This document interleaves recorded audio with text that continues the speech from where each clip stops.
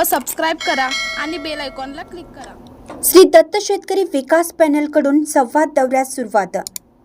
श्री दत्त शेतकरी सहकारी साखर कारखान्याच्या सत्ताधारी गटाच्या श्री दत्त शेतकरी विकास पॅनलकडून आज श्री दत्त देवस्थान नृसिंहवाडी येथे श्रीफळ वाढून संवाद दौऱ्यास सुरुवात करण्यात आली। चेअरमन उद्यान पंडित गणपतराव पाटील व मान्यवरांच्या हस्ते श्री दत्त चरणी श्रीफळ वाढवण्यात आला। श्री दत्त साखर कारखान्याच्या पंचवार्षिक निवडणूक कार्यक्रमास सुरुवात झाली असून 24 जुलै रोजी मतदान होणार आहे, तर 25 जुलै रोजी निकाल घोषित केला जाणार आहे। या पार्श्वभूमीवर सत्ताधारी गटाकडून आज संवाद दौरा सुरू करण्यात आला। यावेळी बोलताना गणपतराव पाटील म्हणाले, सत्ताधारी गटाकडून सभासद शेतकऱ्यांच्या सर्वांगीण विकासासाठी नेहमीच प्रयत्न केले जातात। ऊस विकास योजना राबवून एकरी 150 ते 200 टनाचं उद्दिष्ट घेऊन कारखाना काम करत असताना यामध्ये मोठे यश येत आहे।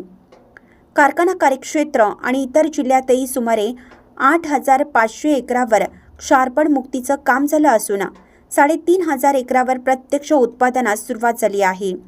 त्यामुळे शेतकऱ्यांच्या जीवनात आर्थिक स्थैर्य प्राप्त झालं आहे। कारखान्याच्या वतीनं विविध ऊस विकास योजना राबवण्यात येत असून त्याचा शेतकऱ्यांना फायदा होत आहे। सत्ताधारी गटाने कायमच सभासदांच्या हितालाच सर्वोच्च प्राधान्य देऊन आतापर्यंत काम करत असल्याने सर्व सभासदांचा निश्चितच आम्हाला विश्वास आणि पाठिंबा मिळेल। गावागावातील सभासदांनी आमच्यावर विश्वास दाखवावा आणि पुन्हा एकदा सर्वांगीण विकासासाठी आम्हाला पाठबळ द्यावं असं आवाहनही त्यांनी केलं आहे। यावेळी श्री दत्त साखर कारखान्याचे सर्व विद्यमान संचालक, कर्नाटक व महाराष्ट्रातील सभासद, शेतकरी मोठ्या संख्येने उपस्थित होते।